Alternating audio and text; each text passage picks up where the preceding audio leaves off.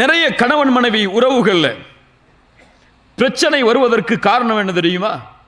குறிப்பா நம்ம மாதிரி நாடுகள்ல பார்த்து வளரக்கூடிய கலாச்சாரம். ஹாலிவுட் பாலிவுட் படங்களை பார்த்து பார்த்து இல்ல மஷா அல்லா அல்லாஹ் பாதுகாத்தவர்களை தவிர, அல்லது அந்த கலாச்சாரத்தில் வளர்ந்து வளர்ந்து வளர்ந்து சினிமாக்கள்ல வாழ்ற மாதிரியே கணவன் மனைவி உறவு இருக்குன்னு நினைக்கிறாங்க. அல்லது அவங்க எதை கேள்விப்படுறாங்களோ அந்த மாதிரியே ஒரு வாழ்க்கை எங்களுக்கு அமையணும்னு நினைக்கிறாங்க. திருமண வாழ்க்கைக்குள்ள உள்ள போன உடனே அப்படி வாழ்க்கை இல்லைன்னு தெரிஞ்ச உடனே வெறுத்துறாங்க வாழ்க்கையை. திருமணமாக போறவங்களுக்கு சொல்றேன், கல்யாணம் முடிக்கிறதுக்கு முன்னாடி உள்ளத்திலிருந்து இது அப்படியே அத்து எரிஞ்சிருங்க. இந்த நினைப்பே கல்யாணம் முடிக்கிறதுக்கு முன்னாடி வரக்கூடாது. என்ன தெரியுமா? முதலாவது, இன்னைக்கு பல முஸ்லிமான மார்க்கத்தை படிக்கின்ற ஆண்களும் பெண்களும் நினைக்கிறார்கள், திருமணம் பண்ணா போதும் நான் நல்ல முஸ்லிமா வாழ்ந்துருவேன் அப்படின்னு. திருமணம் என்ன மாத்திரும், என் மனைவி என்ன மாத்திருவா, கணவன் என்ன மாத்திருவா, அல்லது இவன் இந்த பொண்ணு அங்க கல்யாணம் பண்ணி போயிட்டா மாறிடுவா, அல்லது அந்த பெண் இந்த ஆணுக்கு கிடைச்சா மாறிடுவா. யார் சொன்னா? கல்யாணத்துக்கு முன்னாடி ஃபஜ்ர் தொழுகலன்னா, ஃபஜ்ர் தொழுகலன்னா கல்யாணத்துக்கு பிறகு ஃபஜ்ர் தொழுவாரா? அவர் தன்னை முஸ்லிமாக திருமணத்திற்கு முன்னாலே வார்த்தெடுத்தால் தான் திருமணத்திற்கு பிறகும் எப்படி வாழ முடியும்? ஒரு முஸ்லிமாக வாழ முடியும். கல்யாணத்துக்கு முன்னாடி நல்ல குணத்தோடு அவர் வாழலைன்னா கல்யாணத்துக்கு பிறகு மட்டும் நல்ல குணத்தோட வாழ்ந்துருவாரா? முடியாது. நீங்கள் மாற வேண்டும் என்று ஆசைப்பட்டால் அந்த நிமிடமே மாறணும். கல்யாணம் அதுக்கு ஒரு ஷர்த்தா வைக்கப்படக்கூடாது. இரண்டாவது, மிக முக்கியமானது, கல்யாணம் பண்ணா மட்டும் ஃபித்னால இருந்து நான் பாதுகாக்கப்பட்டுருவேன், கல்யாணம் பண்ணா மட்டும் நான் ஜினால இருந்தோ அல்லது இது போன்ற அசிங்கமான செயல்களை செய்யறதுல இருந்தோ நான் பாதுகாக்கப்பட்டுருவேன் அப்படின்னு நினைக்கிறது தப்பு. ரசூலுல்லாஹ் அது ஒரு வழியா ஒரு காரணமா சொன்னாங்க. அதுதான் தீர்வுன்னு சொல்லல. அதுக்குரிய தீர்வு என்ன? அல்லாஹ்வுடைய அச்சம், அல்லாஹ்வுடைய பயம். திருமண வாழ்விற்கு முன்னால் இருந்தால் திருமணம் அவனுக்கு ஜினாவிலிருந்து பாதுகாப்பதற்கு வழியை கொடுக்கும். கல்யாணத்துக்கு முன்னாடி அல்லாஹ்வுடைய அச்சம் இல்லைன்னா ஒரு மனைவி இல்லை, எத்தனை மனைவியை கொடுத்தாலும் அவன் திருப்தி அடைய மாட்டான். அல்லாஹ்வுடைய அச்சம் இல்லாதவன். அல்லாஹ்வுடைய அச்சம் தான் ஜினால இருந்தோ அல்லது இது போன்ற காரணங்கள், இது போன்ற அசிங்கமான செயல்களில் இருந்தோ எம்மளை பாதுகாக்குமே தவிர கல்யாணம் இல்லை. மூணாவது, ரொம்ப முக்கியமானது, கல்யாணம் பண்ணா சந்தோஷமா இருப்போம்னு மட்டும் நினைச்சிடாதீங்க. கல்யாணம் பண்ணா மட்டும் சந்தோஷமா இருப்போம்னு நினைச்சிடாதீங்க. கல்யாணம் பண்ணாலே அந்த அந்த மாதிரி கேள்விப்பட்டவன் அப்படிதான்ப்பா வாழ்க்கை, அப்படி ஒரு மகிழ்ச்சியான வாழ்க்கையான ரொம்ப எதிர்பார்ப்போடலாம் கல்யாண வாழ்க்கையில் நுழைஞ்சிடாதீங்க. கல்யாண வாழ்க்கைங்கிறது சிரமம், கஷ்டம், பிரச்சனை, சண்டை, சச்சரவு, சில நாட்கள், சில நேரம், சில நிமிடங்களுடைய பிரிவு, இதெல்லாம் இருக்க தான் செய்யும். என்ன கல்யாணம் பண்ண ஒரு வருஷம் சந்தோஷமா இருந்த, 2 வருஷம் சந்தோஷமா இருந்த, 3ஆம் வருஷம் சந்தோஷத்தை காணோமே அப்படின்னு நினைக்க முடியாது. திருமண வாழ்க்கை மட்டும் மகிழ்ச்சியாக வாழ்வதற்கு வழி கொடுக்காது. திருமண வாழ்வோடு குர்ஆன் சுன்னாவும் ஈமானும் நுழைந்தால் அந்த வாழ்க்கை மௌத்து வரைக்கும் மகிழ்ச்சியா இருக்கும். நாலாவது, பெண்கள் நிறைய பேர் நினைக்கிறாங்க கல்யாணம் பண்றதுக்கு முன்னாடி கல்யாணம் பண்ணிட்டோம்னா நம்ம ஒரு அடிமையா மாறிடுவோம்னு சொல்லி. எங்களுக்கு என்ன வேலை? சமயக்கட்டில் வேலை. என்ன வேலை? கணவனுக்கு ஏதாவது ஹிதுமத் செய்யணும், அல்லது மாமியாருக்கு ஏதாவது ஹிதுமத் செய்யணும், அந்த மாமியாருடைய குடும்பத்துக்கு ஏதாவது ஹிதுமத் செய்யணும். நாங்கள் ஒரு அடிமையாக மாற போகிறோம் அப்படின்னு நினைக்கிறாங்க. அப்படி அல்ல.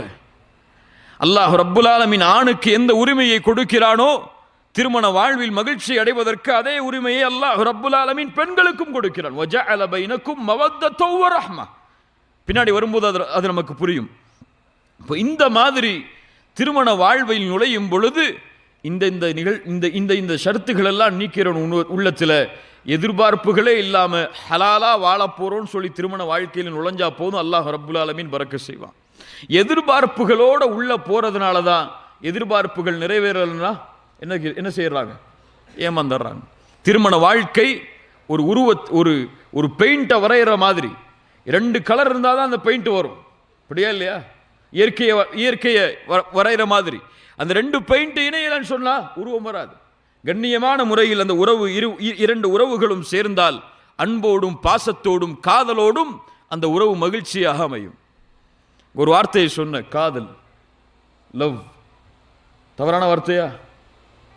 தவறா பயன்படுத்தப்பட்ட தவறான வார்த்தை. ஐ லவ் யூன்னு சொல்லி ஐ லவ் யூன்னு சொல்லி மனைவிட்ட சொன்னா தவறா? தவறா? தவறா இல்லையா? அதெல்லாம் 20 வருஷத்துக்கு முன்னாடி சொன்னதுங்க. இப்போ கேட்டால் எங்களுக்கு என்ன ஞாபகம் வரும்னு கேட்குறீங்களா? தவறு இல்லையே, ஹலால் தானே. வேற ஒரு பெண்ணிட்ட போய் ஐ லவ் யூ சொன்னாதான் அவரை அடிக்கணும். ஆனால் மனைவிட்ட போய் ஐ லவ் யூ சொல்லலாமா? காதல் ஹலாலான வார்த்தை தானே. அல்லாஹ் பயன்படுத்துகிறான் அந்த வார்த்தையை குர்ஆனில், திருமண உறவில். இப்னு கய்யிம் ரஹிமஹுல்லா ரௌதத்துல் முஹிப்பின் அப்படின்னு ஒரு கிதாப் எழுதியிருக்காங்க. அந்த கிதாபில் லவ், காதல், முஹப்பத், அல் ஹுப் என்ற வார்த்தைக்கு கிட்டத்தட்ட அரபியில் 60 வார்த்தைகளை கொண்டு வராங்க. 60 வார்த்தைகள் காதலுக்கு அரபியில் பயன்படுத்தப்படுதுன்னு சொல்லி. அதில் ஒரு வார்த்தை தான் மவத்தா. இந்த வார்த்தை அல்லாஹ் ரப்புல் ஆலமீன் குர்ஆனிலே பயன்படுத்துகிறான். அல்லாஹ் ரப்புல் ஆலமீன் உங்களில் இருந்தே உங்களுடைய பெண் பிள்ளை, உங்களுடைய மனைவிமார்களை அல்லாஹ் ரப்புல் ஆலமீன் படைத்தது அல்லாஹுடைய அத்தாட்சியில் உள்ளது. ஏன்? அந்த பெண்ணிடமிருந்து நீங்கள் மன நிம்மதியை, அமைதியை தேடுவதற்காக. வஜஅல பைனக்கும் மவத்தௌ வ ரஹ்ம, ரொம்ப முக்கியமானது. வஜஅல பைனக்கும் மவத்தௌ வ ரஹ்ம, உங்களுக்கு இடையில் மவத்தா, நேசத்தையும், ஒரு வித்தியாசமான நேசம், அது ஒரு வித்தியாசமான காதல், அது அதையும் வரஹ்ம, ரஹ்மத்தையும் ஏற்படுத்துவதற்காக. அருள், ரஹ்மத் என்றால் அருள். எவ்வளவு காலம் ஒரு மனைவியை முழுமையா நேசிக்க முடியும்? இயற்கையான மனிதர் என்ற அடிப்படையில் கல்யாணம் பண்ணும்போது அவருக்கு இருந்த குஷி, கல்யாணம் பண்ணி ஒரு 2 மாசம் 3 மாசம் அவருக்கு ஃபோன் பண்ணாலே வாய்ஸ் மெயில் தான், உண்மையா இல்லையா? அப்படி இருந்த ஒரு மனிதன் எத்தனை ஆண்டுகள் அப்படி வாழ்வான்? 1 வருஷம், 2 வருஷம், 3 வருஷம், ஒரு 10 வருஷம். அதுக்கு மேல் அன்பு குறையும். அந்த அன்பை அவன் உறுதிப்படுத்த வேண்டும் என்றால் அதற்கு பிறகு இன்னும் நல்லா ஷர்த்த சொல்றான். என்ன வேணும்? என்ன வேணும்? ரஹ்மத் வேணும். இப்ப இந்த மவத்தத்தும், இந்த காதலும், இந்த அன்பும் ரஹ்மத்தும் இணைந்தால் உங்களுடைய வாழ்க்கை மகிழ்ச்சியாக அமையும். அந்த பெண்ணிடமிருந்து நீங்கள் அமைதியை, மன நிம்மதியை பெறலாம் என்று அல்லாஹ் ரப்புல் ஆலமீன் அவனுடைய புத்தகம் அல் குர்ஆனிலே கூறுகிறான். கணவன் மனைவியுடைய வாழ்க்கை மகிழ்ச்சியாக அமைய வேண்டும் என்றால் முதலாவது தேவை காதல். விரும்பணும், அவங்கள நேசிக்கணும். கணவன் மனைவி எப்போ நேசிக்கணும்? கல்யாணம் பண்றதுக்கு முன்னாடி கிடையாது. எப்போ நேசிக்கணும்? கல்யாணம் பண்ணதுக்கு பிறகு, ஹலாலாக மாறியதற்கு பிறகு அந்த கணவன் மனைவியை நேசிக்க வேண்டும், மனைவி கணவனை நேசிக்க வேண்டும். அப்பதான் ஐ லவ் யூ இந்த மாதிரி வார்த்தைகள் எல்லாம் பகிரப்படணுமே தவிர வாட்ஸ்அப்பில் அந்த ஹார்ட் எல்லாம் அதுக்கு பிறகுதான். கல்யாணம் பண்றதுக்கு முன்னாடியே செஞ்சா ஹராம். அந்த பெண் அந்நிய பெண் தான். திருமணமுடைய அகது நிறைவேறும் வரை அந்த பெண் அந்நிய பெண். எந்த வகையிலும் அந்த பெண்ணோடு தொடர்பு கொள்வதற்கு அனுமதி கிடையாது. காதல். இப்ப இந்த காதல் மலர வேண்டும் என்றால் ஆணுக்கும் பெண்ணுக்கும் என்ன தேவை? முதல் தேவை, கடைசி வரைக்கும் இந்த காதலோடு அன்போடு வாழணும்னு சொன்னா வார்த்தை, போர்டு ரொம்ப முக்கியமானது. ஒரு கணவன் மனைவியுடைய வாழ்க்கையில் உரையாடப்படுகின்ற உரையாடல்கள் மிக முக்கியமானது. ஒரு மனைவியை பொறுத்தவரை, ஒரு பெண்ணை பொறுத்தவரை எப்போதுமே தன் கணவன் தன்னோடு அன்பாக பேச வேண்டும் என்று விரும்புவாள். எப்போதுமே தன் கணவன் தன்னைத்தான் முதல் ரேங்கில் வச்சிருக்கணும்னு நினைப்பார். வேற எந்த பெண்ணை பற்றியும் என் கணவன் என்கிட்ட வந்து பேசக்கூடாது. பேசல என்ன நடக்கும்? நமக்கெல்லாம் தெரியும் என்ன நடக்கும். விரும்ப மாட்டா ஒரு பெண் இயற்கையாகவே. ஒரு பெண் எப்போதுமே கணவன் தன்னுடைய அழகை கூறிக்கொண்டே இருக்க வேண்டும் என்று விரும்புவாள். நம்ம விரும்ப மாட்டோம். நம்ம அழகா இருக்கணும் எப்போ பார்த்தாலும் நம்ம மனைவி சொல்லணும் நம்ம விரும்புவோமா? விரும்ப மாட்டோம். எப்போதுமே நீ எனக்கு ஐ லவ் யூ சொல்லணும்னு விரும்புவோமா? விரும்ப மாட்டோம். ஆனால் ஒரு பெண் எப்போதுமே தன் கணவன் தன்னை நேசிக்கிறேன், நான் உன்னை நேசிக்கிறேன், நான் உன்னை நேசிக்கிறேன், நான் உன்னை நேசிக்கிறேன் 10 நிமிஷம் முன்னாடி தான் சொல்லியிருப்போம். அரை மணி நேரம் சொல்லலன்னு சொன்னால் அடுத்து கேட்பாங்க, ஏன் இதை சொல்லலன்னு சொல்லி. ஒரு பெண் இயற்கையாக அதை விரும்புவாள். ஒரு பெண் இயற்கையாக அதை நேசிப்பாள். ஆனால் அதை வெளிப்படுத்துவதற்கு எம்முடைய ஆண்களில் பலர் தயங்குகிறார்கள். நல்ல வார்த்தைகளை கொண்டு மனைவியிடத்தில் பேசுதல், நல்ல வார்த்தைகளை கொண்டு மனைவியை மகிழ்ச்சிப்படுத்துதல், அந்த மனைவியுடைய அழகை பற்றி புகழ்தல், இதுவெல்லாம் நடக்கதான் செய்யும். எப்போ நடக்கும்? கல்யாணம் பண்ணி 1 வாரத்தில் நடக்கும். கல்யாணம் பண்ணி 1 வருஷத்துல நடக்கும். கல்யாணம் பண்ணி ஆஃபீஸ்க்கு அப்போ தான் போயிருப்பார் 1 வாரம். அப்போ ஃபோன் வந்துச்சுன்னா அவர் எடுத்துட்டு வெளியே ஓடி வந்து பேசுகிற பேச்சு இருக்க 3 மணிக்கு ஆஃபீஸ் முடிஞ்சாலும் பேசிகிட்டே இருப்பார். சமைக்கும் போது இவரே பேசிகிட்டே சமையலுக்கு உதவி செய்வார்.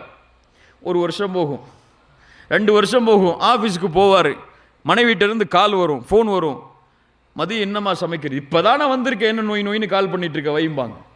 இல்லை மாஷா அல்லாஹ் பாதுகாத்தவர்களை தவிர.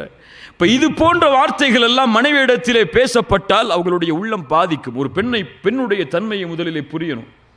ஒரு பெண் அப்போதான் ட்ரெஸ் பண்ணியிருப்பாங்க, அந்த ட்ரெஸ்ஸை புகழ்ந்தே ஆகணும்னு நினைப்பாங்க. புகழலைன்னா அவங்க உள்ளம் காயப்படும். தன்னை எப்போதுமே தன் கணவன் தன்னை நேசிக்கிறான் என்பதை வெளிப்படுத்த வேண்டும் என்று விரும்புவாள் அந்த பெண். தன்னை எப்போதுமே முதல் தரத்தில் வச்சிருக்கணும் அப்படின்னு அந்த பெண் விரும்புவாள். ரசூலுல்லாஹி ஸல்லல்லாஹு அலைஹி வஸல்லம் அவர்களுடைய வாழ்வை கவனியுங்கள். அல்லாஹ்வுடைய தூதர் ஸல்லல்லாஹு அலைஹி வஸல்லம் எமக்கெல்லாம் ஒரு முன்மாதிரி. அல்லாஹ்வுடைய ரசூல் தங்களுடைய மனைவிமார்களிடத்தில் எப்படி பேசினார்கள் என்று கவனியுங்கள். ரசூலுல்லாஹி ஸல்லல்லாஹு அலைஹி வஸல்லம் ஒரு முறை ஆயிஷா ரலியல்லாஹு அன்ஹா அவர்களை பார்த்து சொன்னார்கள், ஆயிஷா, நீ எப்போது என் மீது பொருந்திருக்கிறாய், எப்போ என் மேலே கோவப்படாமல் இருக்க, எப்போ என் மேலே கோவமாக இருக்குன்னு எனக்கு தெரியும்னாங்க. பேசுகிறாங்க தன் மனைவிட்ட. ஆயிஷா ரலியல்லாஹு அன்ஹா சொன்னாங்க, அல்லாஹ்வுடைய தூதரே, உங்களுக்கு எப்படி தெரியாது, நான் எப்படி கோவமாக இருக்கேன், நான் எப்போ உங்கள் மேலே பொருத்தமாக இருக்கேன் அப்படின்னு உங்களுக்கு எப்படி தெரியும்? ரசூலுல்லாஹி ஸல்லல்லாஹு அலைஹி வஸல்லம் சொன்னார்கள், ஆயிஷா, நீ என் மீது பொருத்தத்தோடு இருந்தால் நீ சொல்லுவாய், முஹம்மதின் இறைவனின் மீது நான் சத்தியம் செய்கிறேன் என்று. நீ என் மீது கோபத்தோடு இருந்தால் நீ சொல்லுவாய், இப்ராஹீமின் இறைவனின் மீது சத்தியம் செய்கிறேன் என்று. சுப்ஹானல்லாஹ். இன்னொரு உறவு பாருங்கள், ஒரு கணவன் மனைவியை புரிந்து வைத்திருக்கக்கூடிய விதம், மனைவி எதை விரும்புகிறாள், எதை கோபத்தோடு நினைக்கிறாள், எதை வெறுப்போடு நினைக்கிறாள் என்பதை ரசூலுல்லாஹி ஸல்லல்லாஹு அலைஹி வஸல்லம் அவர்கள் புரிந்து வைத்திருந்த விதம், இந்த காதல் பரிமாறப்பட்டது, இந்த அன்பு பரிமாறப்பட்டது. இன்ஷா அல்லாஹ் பரிமாறுவோமா? 40 வயசு 45 வயசாக இருந்தாலும் ஐ லவ் யூன்னு சொல்கிறதுல தப்பு இல்லை. டார்லிங்னு மனைவியை கூப்பிட்றது தப்பு இல்லை. ஹனின்னு மனைவியை கூப்பிட்றது ஹராம் இல்லை. மனைவியை டியர்னு கூப்பிட்றது தப்பு இல்லை, ஹலால். உங்களுக்கு எத்தனை குழந்தை பிறந்தா என்ன, உங்களுடைய முடியில் எத்தனை நிறைகள் வந்தால் என்ன, ஹலால் அது. இப்போ இன்னைக்கு போய் வாட்ஸ்அப்பில் ஐ லவ் யூன்னு நீங்கள் மனைவிக்கு மெசேஜ் அனுப்புங்க, அதுக்கு முன்னாடி கன்ஃபார்ம் பண்ணிக்கங்க, அவங்க ராங் நம்பர் நினச்சிருப்பாங்க, இது வரைக்கும் சொல்லல. அதனால் அல்லாஹ் ரப்புல் ஆலமீன் இப்படி ஹலாலாக வாழ்வதற்கு எமக்கு வழிகளை கொடுத்தும் மகிழ்ச்சியை நம்ம வேற எங்கேயோ தேடிட்டு இருக்கோம். மனைவியை நீங்கள் ராணி மாதிரி வச்சிங்கன்னா 40 வயசு வரைக்கும் நீங்கள் ராஜா மாதிரி இருப்பீங்க. மனைவியை நீங்கள் ஒரு சாதாரண ஒரு பெண் மாதிரி வச்சிங்கன்னா நீங்கள் தெருல போகிற மாதிரி தான் இருப்பீங்க. அப்படிதான் நீங்கள் கவனிச்சா அவங்க கவனிப்பாங்க. அதுதான் பெண்ணுடைய இயல்பு. அங்கே கொடுத்தாதான் திருப்பி கிடைக்கும். ஒரு பெண் நீங்கள் கொடுங்க நான் தர்றேன்னு தான் சொல்லுவாங்க, ஹலாலான முறையில். அப்படித்தான் ஒரு பெண் விரும்புவாள், அப்படித்தான் ஒரு பெண் ஆசைப்படுவாள். காதல் முதலாவது அந்த உறவில் அமைந்தால் அந்த உறவு மகிழ்ச்சியாக இருக்கும்.